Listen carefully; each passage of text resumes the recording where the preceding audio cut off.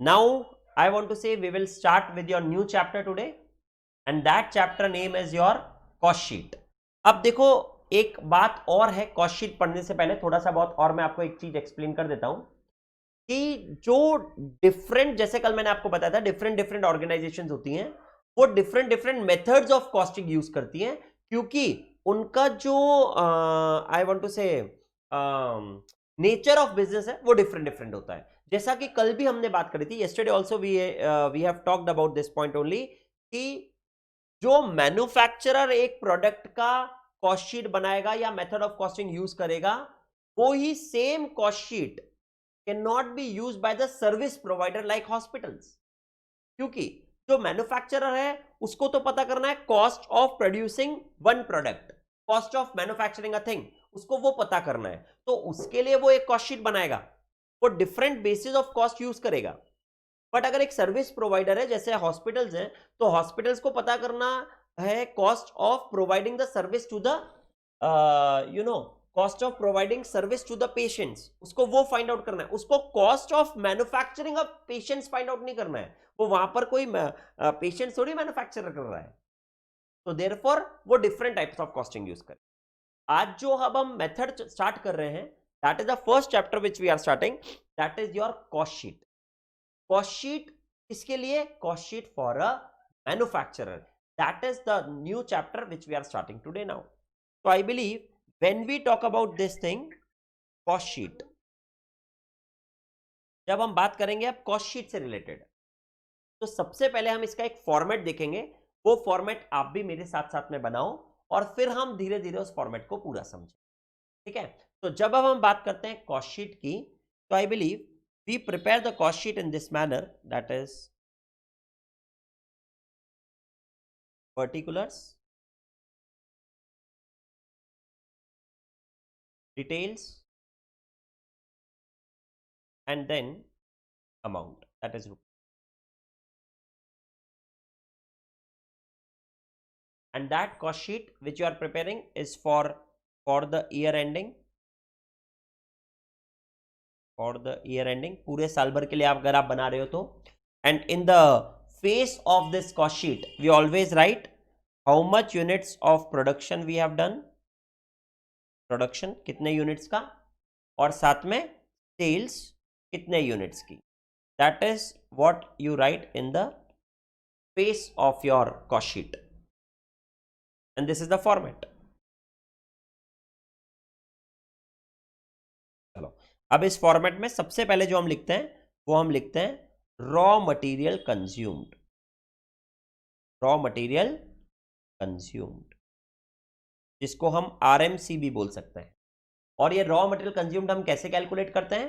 तो raw material consumed calculate होता है opening stock of raw material plus purchase of raw material, ये आपने फाउंडेशन में भी पढ़ा है, plus expenses related to purchase,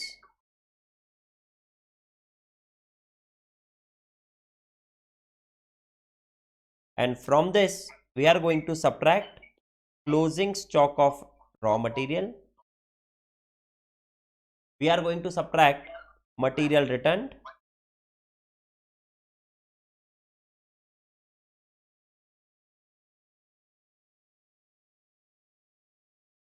and material sold।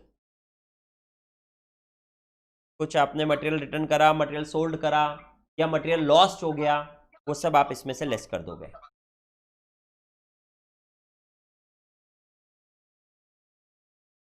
And that is how I believe, अरे मेरा ही आवाज मेरे को रिपीट क्यों हो रहा है?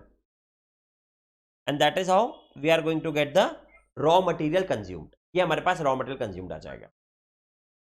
एक बार आपके पास रॉ मटेरियल कंज्यूम्ड आया, इसी के जस्ट बाद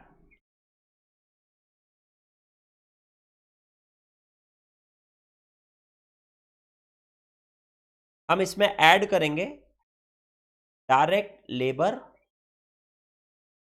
या जिसको आप बोलोगे डायरेक्ट वेजेस, प्रोडक्टिव वेजेस, बहुत सारे इसके वर्ड्स हो सकते हैं, and that is what you are going to add this, after raw material consumed you will take direct labor in that, और साथ में डायरेक्ट वेजेस, और उसके बाद आप साथ में लोगे डायरेक्ट एक्सपेंसेस। जब हम ये डायरेक्ट मटेरियल, डायरेक्ट लेबर और डायरेक्ट एक्सपेंसेस ऐड करते हैं तो I believe you all know that it will become your prime cost. ये आपकी प्राइम कॉस्ट बन जाती है, जो अभी हमने पढ़ा भी था। एक बार आपकी ये प्राइम कॉस्ट आ गई तो आई बिलीव इस प्राइम कॉस्ट में now you are going to add that is your factory overheads. और ये फैक्ट्री ओवरहेड्स में आई बिलीव जो भी आपके फैक्ट्री के ओवरहेड्स हैं वो सब आप इसमें ऐड करोगे।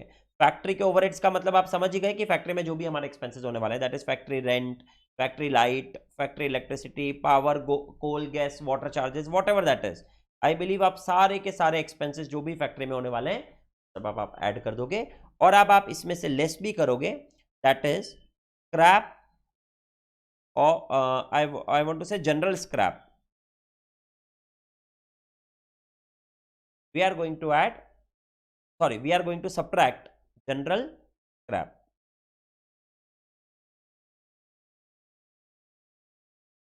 स्क्रैप आप समझते हो, जो भी हमारा वेस्ट होता है, वेस्ट को हम सोल्ड आउट करते हैं थोड़ा बहुत, उससे जो भी हमें मिलता है वो हम इस फैक्ट्री ओवरहेड्स में से लेस कर देंगे, तो that will become your net factory overheads, है ना, वो आपका नेट फैक्ट्री ओवरहेड्स हो गया। इसी में एक पॉइंट और है जो आपको याद रखना है कि जैसे मैंने बोला था ना मटेरियल सोल्ड, वैसे आपको इसमें यहां पर ये वाली बात भी ध्यान रखनी है कि अगर कोई मटेरियल स्क्रैप कराया आपने, मटेरियल स्क्रैप्ड, तो वो आपका रॉ मटेरियल कंज्यूम में से माइनस करना है, अगर कोई मटेरियल स्क्रैप्ड गिवन है तो। बट अगर जनरल स्क्रैप गिवन है तो वो फैक्ट्री ओवरहेड्स में से लेस होगा, बट अगर मटेरियल स्क्रैप्ड गिवन है तो it will be subtracted from RMC, मतलब it will be the part of your RMC, तो आपका रॉ मटेरियल कंज्यूम का ही पार्ट आएगा। चलो, तो ये आपने करा फैक्ट्री ओवरहेड्स भी सारा। तो फैक्ट्री ओवरहेड्स भी जब हम ऐड कर देते हैं तो I believe factory overheads add करने पर ये हमारी बनती है factory cost. That will become your which cost? That will become your factory cost. ये पूरा on the basis of function ही चल रहा है जो हम पढ़ चुके हैं, है ना। फिर फैक्ट्री कॉस्ट में आप क्या करोगे, you will leave 2 lines after that. आप थोड़ा सा लाइन छोड़ो अभी, इसमें ऐसा 2-3 लाइन छोड़ दो, क्यों छोड़ रहे हैं वो बाद में समझाएंगे, और आप इसको लिख दो वापस से फैक्ट्री कॉस्ट। और ये फैक्ट्री कॉस्ट में now I believe you are going to add administration and office overheads related to factory, administration and office overheads related to factory हम इसमें ऐड करेंगे, तब जाकर के ये हमारी बन जाएगी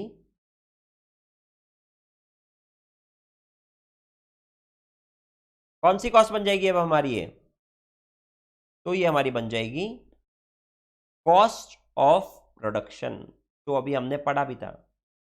ये पूरा फॉर्मेट है, जैसे हमारे पास trading PNL account, manufacturing account का फॉर्मेट होता है ना, वैसे ही कॉस्टिंग के अंदर ये कॉस्ट शीट का एक फॉर्मेट है जो आप पढ़ रहे हो। तो पहले तो ये पूरा फॉर्मेट मैं आपको बता रहा हूं कैसे बनता है, फिर मैं आपको इसको समझाऊंगा भी, सही है ना। चलो, तो कॉस्ट ऑफ प्रोडक्शन आ गया, और यही आप क्या करोगे, कॉस्ट ऑफ प्रोडक्शन के बाद भी again you will leave 2-3 lines, and then आप उसको लिख दोगे cost of goods sold, cost of goods. And ये कॉस्ट ऑफ गुड्स सोल्ड में now you are going to add general administration and office overheads,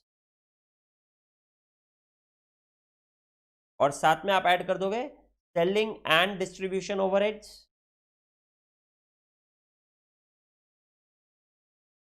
तो जाकर के आपका ये बन जाएगा, that will become your cost of sales, या इसको हम टोटल कॉस्ट भी बोल सकते हैं जो हमारी कॉस्ट शीट से रिलेटेड है। और once you got this cost of sales, then you are going to add profit in that, तो ये आपका आ जाएगा sales, and this is the format of a cost sheet which you have actually prepared. तो देखो format of the cost sheet में क्या क्या आया, तो आई बिलीव सबसे पहले आप जब बनाते हो कॉस्ट शीट का फॉर्मेट, तो आप सबसे पहले क्या लिखते हो, cost sheet for the year ending, जो भी जिस भी ईयर के लिए आप पूरा कॉस्ट शीट बना रहे हो वो लिखोगे, उसके बाद on the face of it you always right production, कितने यूनिट्स प्रोड्यूस आप कर रहे हो और कितने यूनिट्स आप सोल्ड कर रहे हो, फ्रंट पे लिख दिया हमने। और उसके बाद पर्टिकुलर डिटेल्स एंड रुपीज। सबसे पहले आया raw material consume. Raw material consume कैसे निकलता है, opening stock of RM plus purchase of RM plus expenses related to purchase minus closing stock of RM, material return, material sold या material scrap, ये सब less कर देंगे तो हमारे पास आरएमसी आ गया। इसमें हम डायरेक्ट वेजेस ऐड करेंगे और डायरेक्ट एक्सपेंसेस ऐड करेंगे तो ये हमारा प्राइम कॉस्ट बन जाएगा। और इस प्राइम कॉस्ट में जब आप फैक्ट्री ओवरहेड्स ऐड करोगे, जो भी आपके फैक्ट्री के खर्चे होने वाले हैं वो सारे अपने ओवरहेड्स में डाल दिए, तो फैक्ट्री ओवरहेड्स ऐड करोगे और उसमें से सेल ऑफ स्क्रैप कर दोगे तो ये आपका फैक्ट्री कॉस्ट, इसको ऐड करने के बाद प्राइम कॉस्ट में जब आपने फैक्ट्री ओवरहेड ऐड करा तो आपका फैक्ट्री कॉस्ट बन गया। इस फैक्ट्री कॉस्ट में देन आई बिलीव हम administration and office overheads related to factory add करेंगे। तो administration and office overheads related to factory जो भी थे वो सब हमने ऐड करा तो ये हमारा कॉस्ट ऑफ प्रोडक्शन बन गया। कॉस्ट ऑफ प्रोडक्शन के बाद again we have left 2 lines and then we have written cost of goods sold. फिर आप जो भी जनरल एडमिनिस्ट्रेशन ओवरहेड्स गिवन है वो ऐड कर दो, सेलिंग और डिस्ट्रीब्यूशन ओवरहेड्स ऐड कर दो तो ये आपका कॉस्ट ऑफ सेल्स बन जाएगा। और ये कॉस्ट ऑफ सेल्स में हम प्रॉफिट ऐड करेंगे तो that will become your sales. And this is how you prepare the cost sheet. ये अब आप कॉस्ट शीट बना। बोलो ये वाली बात समझ में आई आपको?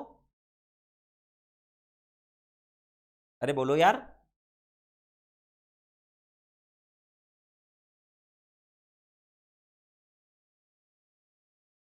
नीरज, परीक्षित, हाँ हाँ, आवाज आपको समझ में आई है दोनों को ये बातें? Okay okay okay. और आपने फॉर्मेट बना लिया दोनों ने? नीरज आपका भी फॉर्मेट बन गया? ठीक है। तो now what I want to say is, अब इसके कुछ पॉइंट्स हैं वो भी आप पहले लिख लो। That is first point is valuation of stock. Valuation of stock, देखो अब ये वैल्यूएशन ऑफ स्टॉक की जब हम बात करते हैं सबसे पहले तो आई वांट टू से कि हमारे पास जब हम मैन्युफैक्चरर हैं, हम किसी भी चीज के मैन्युफैक्चरर होते हैं तो हमारे पास 3 टाइप के स्टॉक हो सकते हैं, इन्वेंट्रीज हो सकते हैं हमारे पास। First it can be raw material, second it can be work in progress और third it can be your finish goods. तो I can say valuation of stock की जब हम बात करेंगे कि रॉ मटेरियल का हमारे पास स्टॉक है या हमारे पास वर्क इन प्रोग्रेस का स्टॉक है या हमारे पास फिनिश गुड्स का स्टॉक है। ठीक है, तो अगर मैं बात करता हूं रॉ मटेरियल का हमारे पास स्टॉक है तो रॉ मटेरियल का स्टॉक किस पर वैल्यूड होगा? तो रॉ मटेरियल के स्टॉक, क्लोजिंग स्टॉक बच गया आपके पास 10 यूनिट, 20 यूनिट, 25 यूनिट, ऐसा क्वेश्चन में दे रखा है। अब आपको उसकी वैल्यू निकालनी है तो आप उसमें क्या क्या एक्सपेंसेस ऐड करोगे? तो आई कैन से रॉ मटेरियल की कॉस्ट को वैल्यूएशन करने के लिए हम एक तो परचेज कॉस्ट जो भी हमें गिवन होगी रॉ मटेरियल की वो लेंगे और साथ में हम उसके परचेज रिलेटेड एक्सपेंसेस जो क्वेश्चन में गिवन होंगे, purchase related expenses, I want to say that is what we are going to add for calculation of closing stock of raw material. तो वैल्यूएशन ऑफ रॉ मटेरियल करने के लिए हम purchase cost और उसके purchase related expenses अगर question में given है तो वो दोनों ऐड कर देंगे, उस बेसिस पर आप रॉ मटेरियल के स्टॉक को वैल्यू करोगे। अब मैं आपको कॉस्ट शीट के फॉर्मेट से ये बता सकता हूं, मैं आपको कॉस्ट शीट के फॉर्मेट से ऐसा बता सकता हूं कि अगर मैंने आपसे बात करी कि रॉ मटेरियल के स्टॉक की ये क्लोजिंग स्टॉक ऑफ आरएम की वैल्यूएशन जब हमको करनी थी तो मैं ये बोल सकता हूं कि इसमें हमने क्या लिया, इसमें एक तो हमने परचेज ऑफ आरएम प्लस हमने एक्सपेंसेस रिलेटेड टू आरएम, ये दोनों को ऐड कर दिया साहब। हमने परचेज ऑफ आरएम और purchase expenses related to purchase इन दोनों को ऐड कर दिया और जब हमने इन दोनों को ऐड करा तो हमने क्लोजिंग स्टॉक ऑफ आरएम के जितने भी यूनिट्स हैं उसका वैल्यूएशन इन दोनों की कॉस्ट के बेसिस पे निकाला। तो मैं ये बोल सकता हूं कि जब भी हमें कोई भी वैल्यूएशन ऑफ स्टॉक करना है, whenever we want to do any valuation of the stock, तो ये कॉस्ट शीट के फॉर्मेट में वो स्टॉक जहां लिखा होगा उस स्टॉक के अबव जो भी कॉस्ट है वो सब ऐड होगी उसकी वैल्यूएशन में। मैं बात समझाऊंगा अभी। मैं ये कह रहा हूं कि जब क्लोजिंग स्टॉक ऑफ आरएम यहां लिखा, अब इसके अबव कॉस्ट कौन कौन सी थी? तो इसके अबव 2 ही कॉस्ट थी, एक तो परचेज ऑफ रॉ मटेरियल था और एक एक्सपेंसेस रिलेटेड टू परचेज था। Opening stock of RM is not your cost, वो स्टॉक की वैल्यू है। तो मगर इससे क्लोजिंग स्टॉक ऑफ आरएम से पहले तो ये दोनों ही कॉस्ट है ना, तो इन दोनों की कॉस्ट को ही ऐड करके जो वैल्यू आएगी उसकी कॉस्ट के बेसिस पर ही हम क्लोजिंग स्टॉक ऑफ आरएम को भी वैल्यू कर रहे हैं। तो in the same manner now I want to say कि अब जब मैं वर्क इन प्रोग्रेस की बात करता हूं, तो ये बताओ वर्क इन प्रोग्रेस का मतलब क्या होता है? वर्क इन प्रोग्रेस का मतलब होता है वर्क स्टार्टेड, यूनिट्स बनाना स्टार्ट तो कर दिया, मगर ईयर एंड आ गया और वो यूनिट्स पूरे कंप्लीट नहीं हुए, तो that will be called as your work in progress. तो ये जो हमारा वर्क इन प्रोग्रेस है, आई बिलीव ये हमारा वर्क इन प्रोग्रेस हमारी फैक्ट्री में ही होगा। तो इसका मतलब ये जो वर्क इन प्रोग्रेस है, अगर मेरे को इसको वैल्यू करना है, तो that work in progress will be valued at factory cost. ये किस पर वैल्यूड होता है? फैक्ट्री कॉस्ट पर वैल्यू होता है ये हमारा वर्क इन प्रोग्रेस। तो work in progress will be valued at factory cost. या फिर मैं बोल सकता हूं कि वर्क इन प्रोग्रेस की वैल्यू आएगी prime cost plus factory overheads पर। इस पर वैल्यू होगा वर्क इन प्रोग्रेस। और मैं ये बोल सकता हूं कि ये जो मैंने यहां पर जगह छुड़वाई थी ना आपको फैक्ट्री कॉस्ट के बीच में, यहां पर हमको वैल्यूएशन ऐड करनी है, that is add opening stock of work in progress, और ऐसे ही हम लेस करेंगे closing stock of work in progress. मतलब वर्क इन प्रोग्रेस का ट्रीटमेंट फैक्ट्री कॉस्ट के बाद होगा, जो ऐड करना है और closing stock of work in progress को लेस करना है। अभी समझाऊंगा मैं ये भी आपको पूरी बात अच्छे से ऐसा क्यों हो रहा है, बट अभी आपको थोड़ा थोड़ा याद रखते हुए जाना जैसे मैं करता जा रहा हूं। अब देखो, अगर मैंने यहां पर लिखा है ये ओपनिंग स्टॉक और closing stock of work in progress, अगर मैंने opening stock of work in progress और closing stock of work in progress को यहां पर लिखा है, तो इसका मतलब मैं बोल सकता हूं कि इसकी वैल्यूएशन में जो भी कॉस्ट मैंने इसके अबव लिखी है वो सब ऐड होगी, जैसा मैंने क्लोजिंग स्टॉक ऑफ आरएम में समझाया था। तो अगर आप इसमें भी चेक करोगे तो closing stock of work in progress में क्या क्या आ रहा है, तो एक तो प्राइम कॉस्ट आ रहा है, और साथ में जो भी फैक्ट्री ओवरहेड्स हैं वो सब आएगा। तो क्लोजिंग स्टॉक की वर्क इन प्रोग्रेस हमेशा इस तरीके से, और इसीलिए वो कॉस्ट शीट में यहां पर फैक्ट्री कॉस्ट और दूसरा फैक्ट्री कॉस्ट के बीच में आता है। अब बोलेगा तो सर ये दोनों फैक्ट्री कॉस्ट ही क्यों लिख रहे हो आप? तो आई वांट टू से एक को हम बोलेंगे ग्रॉस फैक्ट्री कॉस्ट और एक को हम बोलेंगे नेट फैक्ट्री।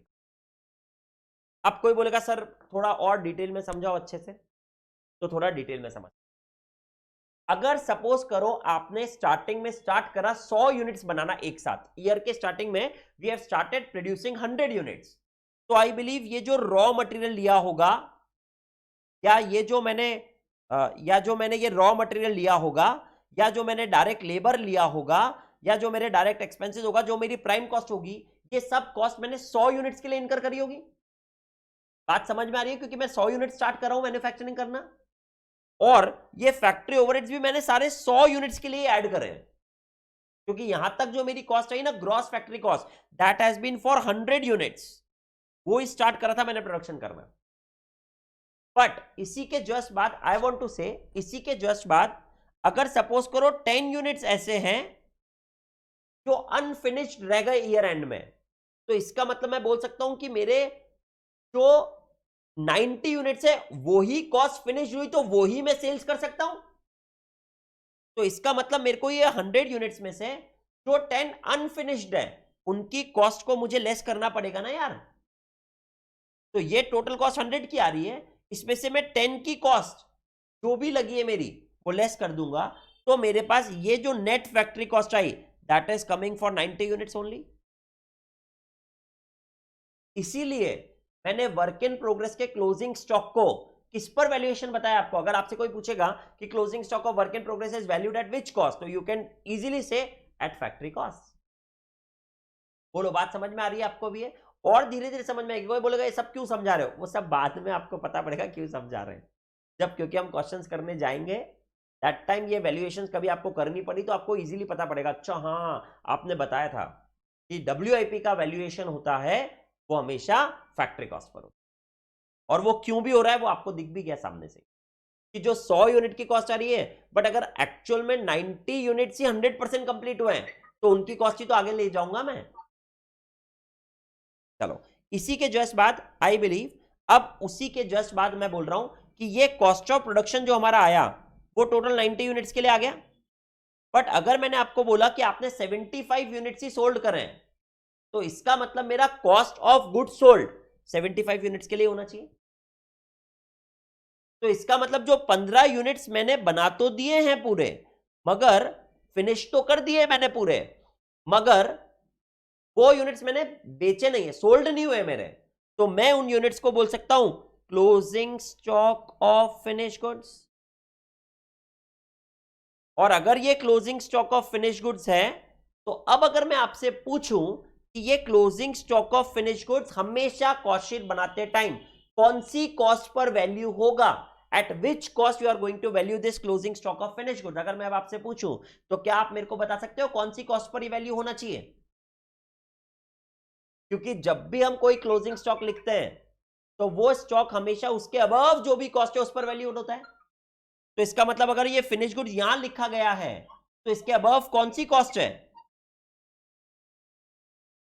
इसके अबव कौन सी कॉस्ट है? Cost of production. इसका मतलब जो closing stock of finish goods है वो हमेशा वैल्यू होगा कॉस्ट ऑफ प्रोडक्शन पर। यस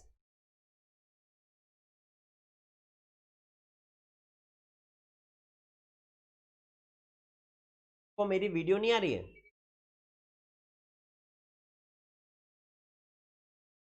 अच्छा ऐसा, एक मिनट कॉल कर ले। Give closing stock of finish goods के units and then they will ask you कि आप इस closing stock of finish goods को वैल्यू कैसे करोगे। तो आपको उसका वर्किंग नोट बना करके ध्यान रखना पड़ेगा कि जितना भी आपका कॉस्ट ऑफ प्रोडक्शन आ रहा है ना, उस कॉस्ट ऑफ प्रोडक्शन के बेसिस पर we are going to value this closing stock of finish goods. आया, बात समझ में आ रही है?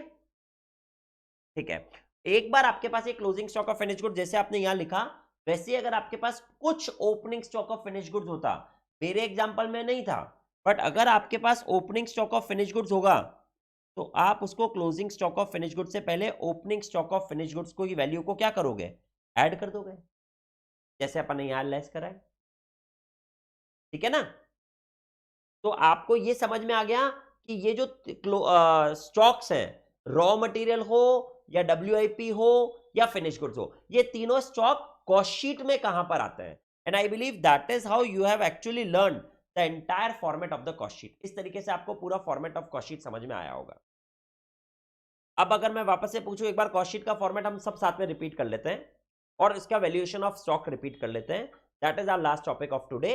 इसी के बाद हम अभी एक और टाइप का ओवरहेड जो पूरे कॉस्टिंग में नहीं आता, वहां से अब हम कल स्टार्ट करेंगे। But right now I want to say, अगर कॉस्ट शीट का फॉर्मेट रिपीट करना है तो let us repeat it in the proper format. First, सबसे पहले आप लिखोगे कॉस्ट शीट जो भी फॉर द ईयर एंडेड है, फिर फेस पर हम लिखते हैं कितने यूनिट्स प्रोड्यूस करे और कितने यूनिट सोल्ड करे आपने, और फिर उसके बाद पर्टिकुलर डिटेल्स और रुपीस करके आप बनाओगे। When you will prepare that format, तो आई बिलीव सबसे पहले आएगा आरएमसी, फिर आप उसमें डायरेक्ट वेजेस और डायरेक्ट एक्सपेंसेस ऐड करोगे तो it will become your prime cost. Prime cost में आप फैक्ट्री ओवरहेड्स ऐड करोगे तो it will become your gross factory cost. Gross factory cost में आप ऐड करोगे opening stock of WIP, less करोगे क्लोजिंग स्टॉक ऑफ डब्ल्यूआईपी, तो it will become your net factory cost. Then you are going to add administration and office overheads related to factory. So it will become your cost of production. और वो cost of production में आप add करोगे opening stock of finished goods, less करोगे closing stock of finished goods, तो आपके पास आ जाएगा COGS। और वो COGS में आप add कर दोगे administration and office overheads general, और साथ में selling and distribution overheads, तो it will become your total cost या cost of sales, and then you are going to add profit in that, so it will become your sales. And this is the entire format of your cost sheet. And इसके बाद अगर मैं आपसे पूछूं कि valuation of stock, ये जो आपने नोट लिखा है वैल्यूएशन ऑफ स्टॉक, तो जब भी हमें स्टॉक का वैल्यूएशन करना है तो तीन टाइप के स्टॉक है, raw material, work in progress, finish goods. Raw material का वैल्यूएशन करते टाइम कौन कौन सी कॉस्ट लोगे आप उसके वैल्यूएशन के लिए? तो you are going to take only two cost, that will be purchase of raw material and expenses related to purchase of raw material. ये दो कॉस्ट के बेसिस पर ही रॉ मटेरियल का स्टॉक जो भी होगा उसका वैल्यूएशन हो जाएगा। इसी के बाद अगर मैं आपसे पूछूं कि वर्क इन प्रोग्रेस का कुछ यूनिट्स बच गए, वो यूनिट्स का वैल्यूएशन कैसे करेंगे, तो I believe work in progress के यूनिट्स का वैल्यूएशन करने के लिए we will take which cost, we are going to value it at factory cost, यानी हम prime cost plus factory overheads के बेसिस पर ही उसका वैल्यूएशन करेंगे।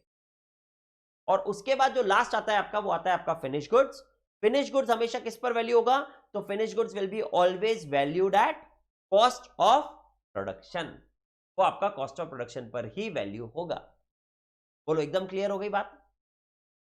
चलो तो आज के लिए बहुत है, आपने पूरा फॉर्मेट कर लिया है कॉपी, ठीक है।